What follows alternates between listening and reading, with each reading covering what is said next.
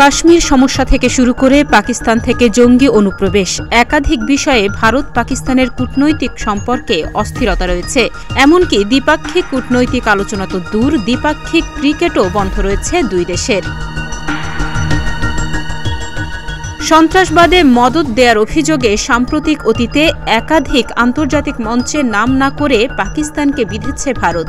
এমন অবস্থায় Shanghai cooperation অর্গানাইজেশনের বৈঠক ঘিরে ভারতের পররাষ্ট্রমন্ত্রীর পাকিস্তান সফর ঘিরে কৌতূহল বৃদ্ধি পেয়েছে কূটনৈতিক মহলে।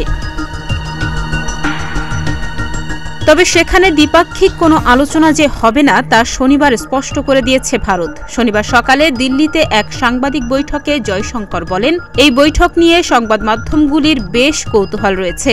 হয়তো দুই দেশের সম্পর্ক যে পর্যায়ে রয়েছে সেই কারণে এই কৌতূহল, কিন্তু আমি স্পষ্ট করতে চাই এটি একটি বহুপাক্ষিক আলোচনা। আমি কোনো দ্বিপাক্ষিক আলোচনায় যোগ দিতে যাচ্ছি না।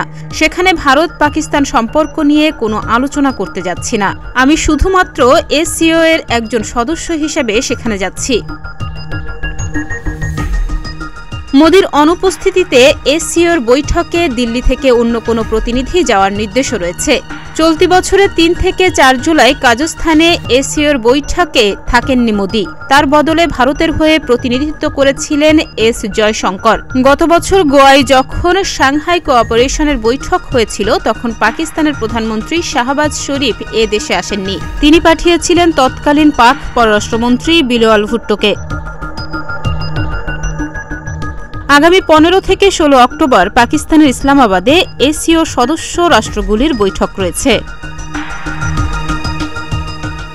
ডেস্ক রিপোর্ট, প্রতিদিনের বাংলাদেশ।